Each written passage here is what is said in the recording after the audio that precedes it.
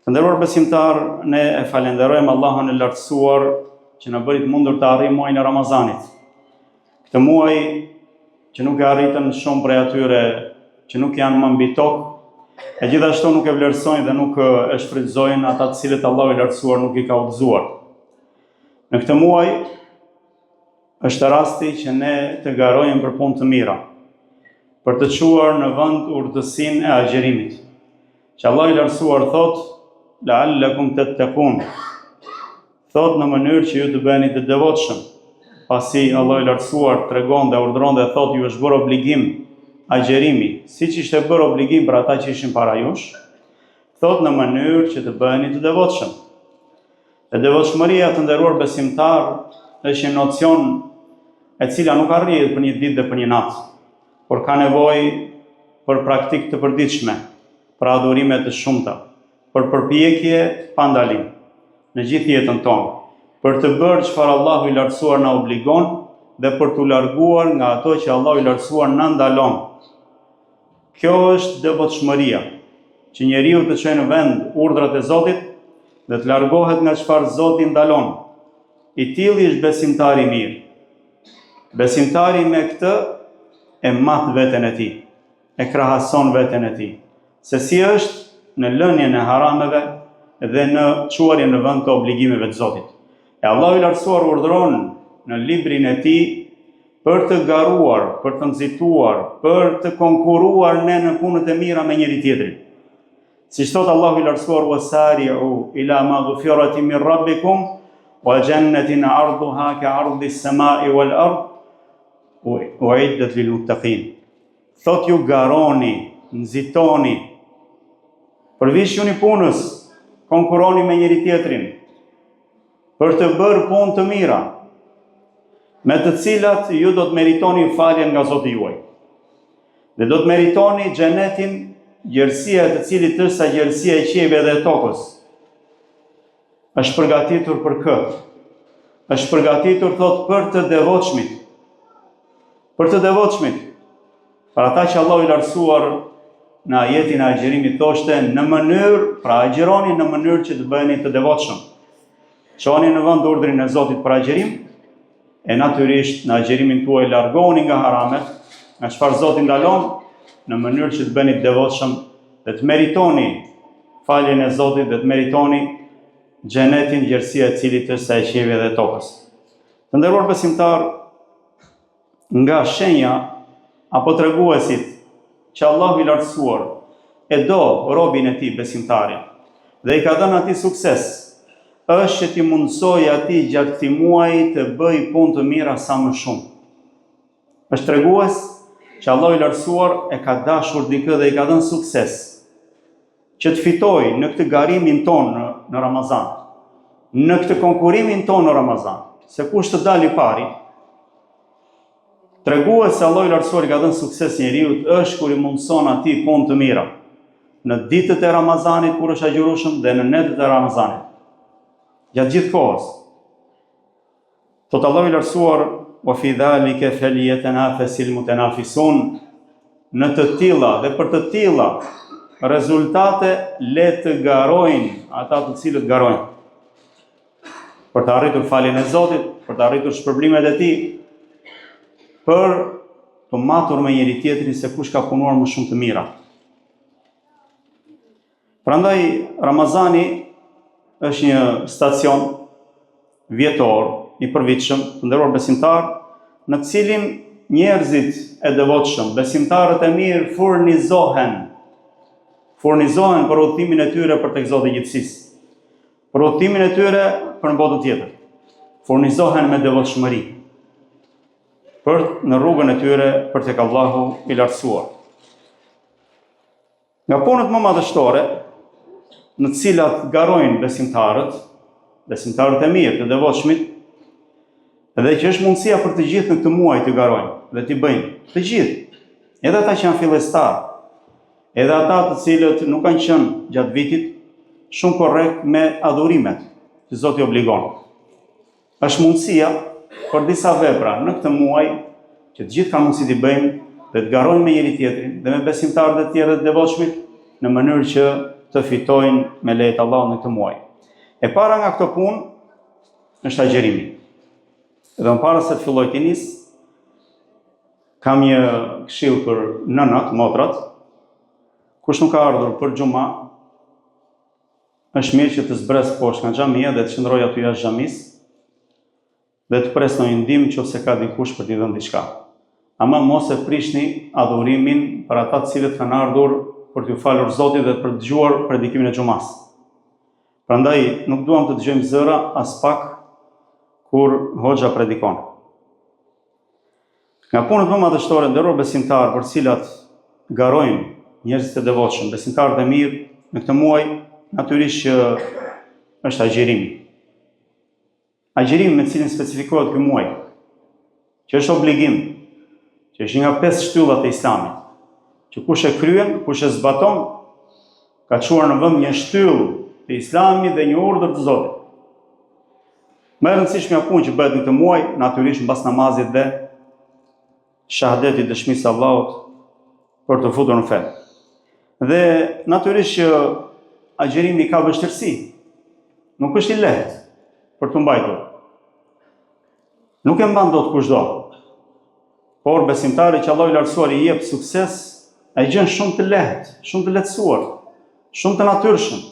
Kënaqet me të, ndihet mirë me të. Edhe nëse ka një farë sprove dhe vështirësie në fillimet e tij, është shumë e natyrshme. Sepse agjerimi ka nevojë për sakrificë, ka nevojë që njeriu të largohet nga çfarë ka të dashur, ushqimi, kënaqësitë.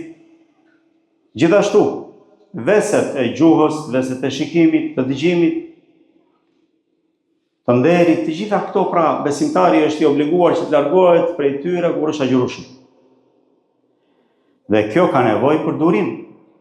Kjo ka nevojë për sakrificë. Ka nevojë për pak vendosmëri. Prandaj, të nderuar besimtar, ky agjerim është konsideruar prej sabrit, prej durimit. Dhe Allahu i lartësuar kur flet për durimin, flet se ata që janë durimtar do shpërblen pa mas. E agjerimi i përmbledh të gjitha llojet e durimit. Durim edhe në urdhrat, në çuar në vend të urdhrave të Zotit, durim edhe ndaj harameve, durim gjithashtu edhe për vështirësinë që bie njeriu, siç janë njerëzit e sprovuar, që s'kan çfarë të hanë, njerëz që jetojnë në skamje, në luftë, në konflikte. Këto janë llojet e durimit, që njeriu të çojë në vend urdhrave të Zotit do durim, që të largohet nga epshet, nga haramet, do durim, që të përballojë fatkeqësitë që i vijnë nga Zoti, do durim, dhe tek agjerimi i gjim të tre këto lloje të durimit. E Allahu i lartësuar kur flet për durimin thotë inna ma yuwaffas sabiruna ajrahum bighayri hisab, s'ka dyshim se durimtarët shpërblimet e tyre i kanë pa mas. Kanë shumë shpërblime durimtarët. Dhe kështu dhe agjeruesit. Prandaj profeti sallallahu alaihi wasallam na tregon se Allahu i lartësuar thotë në një hadith kutsi, fjalë e tij që nuk është në Kur'an, por është transmetuar nga profeti sallallahu alaihi wasallam. Çdo punë e birit të Ademit është për të. Dhe shpërblehet me 10 fish deri në 700 fish. Përveç agjerimit, ai bëhet vetëm për mua, thot Allahu, dhe unë shpërblej për të. Pra ka më shumë se 700 fish shpërblime agjerimi. Më shumë se 700 fish shpërblime agjerimi. Për shkakun, thot Allahu, se ai ka lënë thot ngrënien dhe pirjen dhe kënaqësitë trupore. I ka lënë për hirin tim. Prandaj thot vetëm unë shpërblej për agjerim. Nga punët e tjera me të cilat garojnë besimtarët e mirë në këtë muaj, është namazi i natës i teravive, që e falim gjatë Ramazanit. Natyrisht është një namaz i veçantë për këtë muaj, dhe i namaz i dashur për besimtarët dhe shumë i shikojmë të rinj që vinë dhe falen, nëse Allah do shtoj zellin atyre dhe besimin, ndjejnë kënaqësi, për shkak se edhe shejtani mallkuar është i lidhur. Shejtanët, të cilët i pengojnë besimtarët nga adhurimet janë të lidhur, dhe u lehtësohet namazi i natës. Dhe prandaj këto teravi, këto namaz nate, janë nga punët më të mira me të cilat mund të garojë besimtari gjatë këtij muaji. Thot profeti sallallahu alaihi wasallam, ai i cili falet në Ramazan me besim dhe me shpresë, i falen gjunahet e kaluara. Pra njeriu që falet në netët e Ramazanit, natën, i falen gjunahet e kaluara. thot dhe kush falet me imamin, derisa imami të mbaroj, i shkruhet sikur shfal gjithë natën. Prandaj këshillojmë për durim të gjithë ata që vinë për të falur namaz, apo ata të cilët nuk vinë për të falur namaz gjatë teravive, të mos e lënë këtë mirësi të madhe, këtë garim, të garojnë me njerëzit e tjerë, dhe të mos lodhen, sidomos të rinjt. Nëse lodhen të rinjt, atëherë çfarë mund të thonë ata moshatarët, të cilët rrinë aty deri në rekatin e fundit me imam? Thot Ibn Rajab, Allah më shiroft, dije se besimtari, për besimtari të mblidhen në këtë muaj dy gjihade, dy përpjekje madhore, dy luftra që i bën me veten e tij. Në këtë muaj bashkojnë këto të dyja. Thot, një luftë, një përpjekje e ka ditën me agjerim, dhe një luftë e ka natën, thot, me namazin e natës. Ky është muaji, ky është rasti më i bolitshëm, nëse nuk e shfrytëzon.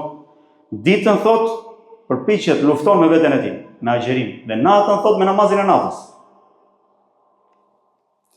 E natyrisht që kush i bën bashkë këto dy luftra, pa i përballon këto dy përpjekje të mëdha, dhe u jep hakun atyre dhe duron në kryerjen e tyre, do t'i jepet shpërblimi pa mas. Do t'i jepet shpërblimi atij pa mas. Nga punët e tjera nderor besimtar të volitshme shumë të shpërblyera në këtë muaj, në të cilat garojnë besimtarët është leximi i Kuranit.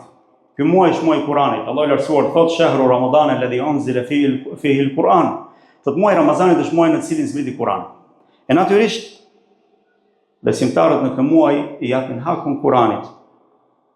A jemi koshient se shumë prej nesh ndoshta nuk e prekin Kuranin ta lexojnë gjatë gjithë vitit? Atëherë ky është rasti, është muaji i Kuranit. Duhet veçohesh me të, ta hapësh ta lexosh. Profeti sallallahu alaihi wasallam në çdo Ramazan bashkë me Xhibrilin e përsëriste Kuranin, të gjithë Kuranin, derisa në Ramazanin e fundit, që ai agjeroi e përsëriti Kuranin 2 herë bashkë me Xhibrilin, me angjëllin Xhibril. Pra zbriste angjëlli me të në këtë muaj dhe përsëriste Kuranin të gjithë. Prandaj kanë thënë se e mira është për besimtarin që në muajin e Ramazanit ta mbyll një herë Kuranin, nga fillimi deri në fund. Ta lexojë të gjithë Kuranin. E kush e lexon Kuranin natyrisht, që ngjallet zemra e tij, ndryshon koncepti i tij, forcohet besimi i tij. Veç kësaj ke shpërblime, thot profeti sallallahu alaihi wasallam, kush lexon një shkronjë nga libri i Allahut, do të ketë për të thot 10 shpërblime. Nuk them elif lam mim, 3 shkronja të fillojnë me to sura Bekara apo sura tjera. Është një shkronjë thot, por elifi është një shkronjë, lami është një shkronjë, mimi është një shkronjë, pra 30 sevape shpërblime vetëm me kaq sa unë përmenda. Pa i që lexon gjithë Kuranin, miliona shpërblime. Veç që duhet të meditojnë në të nxjerrë mësime nga Kurani dhe jo vetëm ta lexoj mekanikisht. Nga punët e tjera nderor besimtar, shumë të mira, me cilat mund të garojmë në këtë muaj, është sadakaja. Të mos e lëmë sadaka. Dhe sidomos atë që kemi obligim nga Zoti, që është zekati. Zekati është shtylla tjetër e Islamit. Është e treta shtylla e agjerimisht i katërt. Zekati është të japësh në pasurinë tënde 2.5% të saj, 1/40 e saj. Mos thuaj që është shumë, është 1/40. 39 pjesë mbaj për vete dhe 40 jepe për hir të Allahut, sepse është haku i Zotit dhe haku i fukarenve. Nëse Allahu i lartësuar ka dhënë vlerën e mbi 8.000 euro, që i ke mbajtur më janë në vit, çfarë është mbi të, duhet japësh 2.5% të saj, është obligim nga Zoti. Dhe ky muaj, siç thoshte Uthmani radiallahu anhu, prisi i treti besimtarëve mbas profetit sallallahu alaihi wasallam, thoshte mirë se vjen o muaj i agjerimit, mirë se vjen o muaj i zekatit. Prandaj njeriu në fillim të agjerimit, në fillim të Ramazanit, le të llogarisë pasurinë e tij, mallin e tregtisë, çfarë ka për të dhënë zekat, dhe të nxjerr zekatin në fillimin e këtij muaji. Ndihmon fukarajin, por edhe nuk angazhohesh në ditët e fundit që janë ditët më kulminante të agjerimit, nuk angazhohesh me çështje të paras dhe tregtisë. Kjo është sadakaja që është obligim, zekati është parsorja në këtë muaj. Pastaj dhe sadakat të tjera nderor besimtar. Besimtari i jep për hir të Allahut dhe nuk shikon se sa jep dhe kujt i jep. Por synimi i tij është arrijë kënaqësinë e Allahut. Dhe besimtari do të jetë në hijen e sadakas së tij ditën e gjykimit, kur njerëzit nuk kanë ku të fusin kokën nga nxehtësia dhe dielli që është 1 milje mbi kokën e tyre. Besimtari do të jetë në freski. Dhe besimtari me sadakan që jep e shuan hidhërimin e Zotit ndaj tij. Të gjithë jemi gjunafçar, e ndoshta bën dikush prej nesh gjuna të mëdha që Zoti zemërohet me të. E kur jep sadaka për hir të Allahut, Allahu i lartësuar të fal. E natyrisht që sadakaja në këtë muaj mund të jetë edhe iftare që i shtron. Për njerëzit fukarenj, të hanë iftar, të shtrosh ushqim ose të shpërndash pak ushqimore. Për ata cilët agjerojnë apo që nuk agjerojnë, që janë fukarenj. Për hir të Allahut lartësuar për të arritur kënaqësinë e tij, jep nga pasuria jote sa të kesh mundësi dhe jep më të mirën. Jo atë që siç thot Allahu i lartësuar, nëse do ta jepnin, nuk do ta merri vesh se duke mbyllur syt, pra nuk do ta pëlqejë ta jepnin ty. Jo atë që e ke për të hequr, por më të mirën e saj. Dhe ka prej sadakas që nuk është materiale. Një fjalë e mirë, një buzëqeshje, një falje dikujt i cili ka bërë padrejtësi, të gjitha këto, apo të japësh atij që ka ndaluar, apo të lidhësh marrëdhëniet, të flasësh atij që s'flet. Të gjitha këto janë prej sadakas, prej punëve të mira, prej bamirësisë. Bëj këto bamirësi për veten tënde, ashtu siç i bën edhe kundrejt të tjerëve. Nga punët madhore nderuar besimtarë është dhikri i Zotit, përmendja e Zotit. Nuk ka njeri që nuk e ka të lehtë ta përmend Zotin gjatë ditës së tij. Kur je në shtëpinë tënde, në makinën tënde, në rrugën tënde, në punën tënde, në xhami, në çdo vend, përmend Allah. Thuaj subhanallah, alhamdulillah, la ilaha illallah, Allahu akbar. Përmend Allahun shumë. Kur është pyet profeti sallallahu alaihi wasallam, cili nga agjeruesit është më i miri, ka thënë ai që përmend Allahun më shumë. Mos e mbaj gjuhën lidhur, mos hesht, përmend Allahun e lartësuar. Dhe kjo ka për ta shtuar besimin tënd dhe ka për të shtuar shpërblimet e tua të agjerimit dhe ke për të ndier më mirë. Nga punët e tjera nderuar besimtar është duaja, lutja. Është shumë e rëndësishme lutja. Që të lutesh në këtë muaj, do ta di se në këtë muaj pranohet duaja. Duaja e xherusit pranohet në ditët dhe në netët e Ramazanit. E Allah i lartësuar ajetin e duas e ka sjellë në mesin e ajeteve të agjerimit. Mes ajeteve të agjerimit, Allah i lartësuar ka sjellë fjalën e tij: "Wa idha sa'alaka 'ibadi 'anni fa inni qarib ujibu da'wata ad-da'i idha da'an falyastajibu li wa liyu'minu bi la'allahum yattaqun." Thot, dhe nëse të pyesin ty robërit e mi për mua, unë jam afër. Kanë thënë, nuk i ka thënë profetit Muhammed sallallahu alaihi wasallam, thuaj unë jam afër. Vetë Allahu e jep përgjigjen. Nëse robërit e mi, besimtarët, të pyesin për mua, unë jam afër.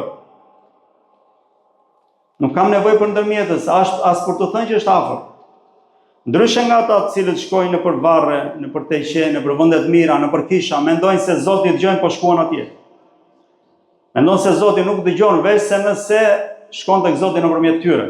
Dhe kjo është idhujtari, është shirk, nuk e fal Zoti. Njeriu që shkon atje agjeron kot, falet kot. Allah i lartësuar ta pranon duan drejt për drejt.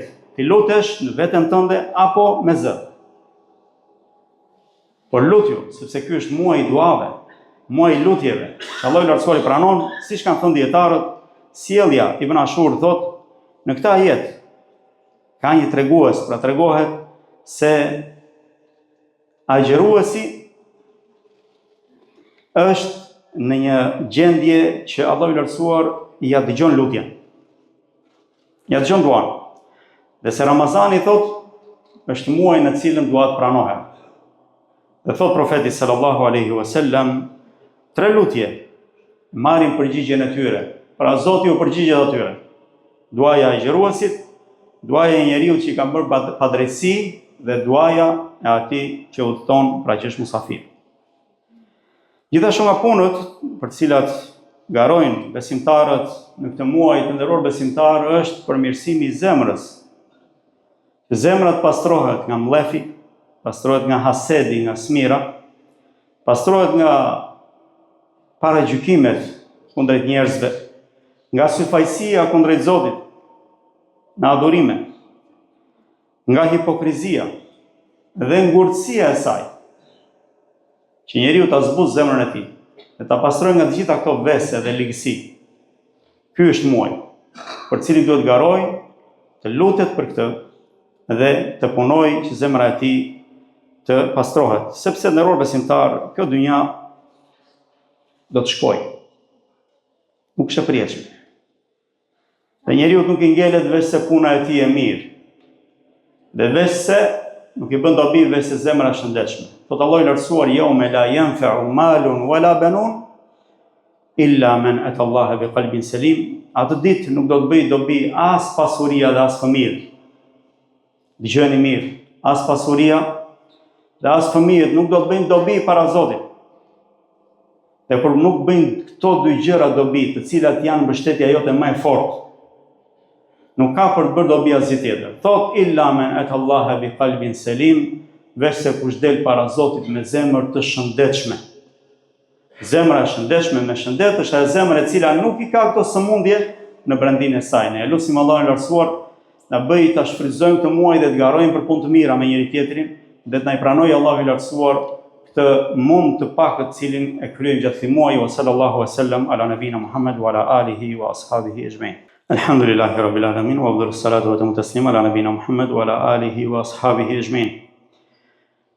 Dhe një përkujtim të nderuar besimtarë së fundmi është shumë e mirë që ne të garojmë me njëri tjetrin se kush të bëjmë më shumë punë të mira. Dhe të jemi në të gjitha këto fronte të cilat i përmendëm. Dhe të marrësh pjesë në çdo punë të mirë. Por gjithashtu të mos harrojmë se devotshmëria është të bësh dhe të lësh. Pra të bësh nga ato që përmendëm. Edhe të largohesh nga çfarë është ndaluar, e cila e zhvlerëson punën tënde të mirë. Dikush agjeron, lexon Kur'an, bën dua, jep sadaka, bën dhikr, pra bën nga të gjitha ato punë të mira që ne i përmendëm. Por në krahun tjetër gjua e tij nuk ndalon nga gibeti, përgojimi, nga thashethemet, nga gënjeshtrat, nga ngërthitjet në përtregje, në rrugë, nga mashtrimi në tregti, nga manipulimet, nga ofendimet e tjerëve, nga mallkimet, nga sharjet, nga fjalët e pista. Nëse njeriu nuk i jep fund këtyre gjatë agjerimit të tij, nuk ka Allahu i lartësuar nuk ka nevojë që ky të lënë ngrënien dhe pirjen. E shkatërron agjerimin tënd. Prandaj thot profeti sallallahu alaihi wasallam, duke na nxitur, duke na urdhëruar që të ruhemi nga çfarë është haram e ndaluar, thot ai i cili nuk e lë fjalën e keqe dhe punën me të, fjala e keqe, qaulu zur, që kam përmendur, është çdo fjalë e cila nuk është në vendin e saj, nuk është e drejtë, nuk është e mirë të thuhet, nga të gjitha ato që unë përmendëm pa. Kush nuk i lë këto dhe punën me të, dhe veprimet e ignorancës, nuk ka nevojë që Allahu i lartësuar nuk ka nevojë që ky të lërë ngrënien dhe pirjen. Këtë duhet ta mbajmë mend vetë dhe t'u mësojmë dhe të tjerëve. Se nuk është Ramazani vetëm të rish pa bukë dhe pa ujë. Ramazani duhet të të ndryshojë në tabiatin tënd, në natyrën tënde. Të të bëjë njëri më të mirë, më të devotshëm. Prandaj tek selefët e këparë të mirë, gjejmë këshilla shumë për ruajtjen e agjerimit. Kur agjeronin, qëndronin në xhami dhe thoshin, të ruajmë agjerimin ton dhe të mos përgojojmë askënd. Të ruajmë agjerimin ton dhe të mos përgojojmë askënd, shkputesh nga dynjaja sa më shumë. Prandaj nderuar besimtar, ky muaj është ditë të pakta dhe nuk shkon që ne të jemi neglizhent në të. Sot iku dita e dytë, iku shpejt, sonde kemi natën e tretë teravive. Pra hyri dhe do të kaloj shumë shpejt dhe janë ditë pakta.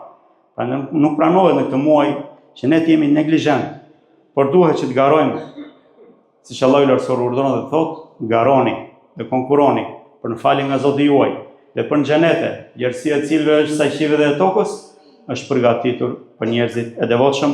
Prandaj nëse ke mundësi që të mos ta kaloj askush me punë të mira në këtë muaj, atëherë vepro dhe mos qëndro duar lidhur. Lutë Allahun e lartësuar na jap mundësinë që të bëjmë punë të mira, na jap sukses për punë të mira. Lutë Allahun e lartësuar na falet, na mëshiroj për neglizhencat tona dhe të na i pranoj adhurimet tona. O sallallahu wasallam ala nabina Muhammad wa ala alihi wa ashabihi ejmain.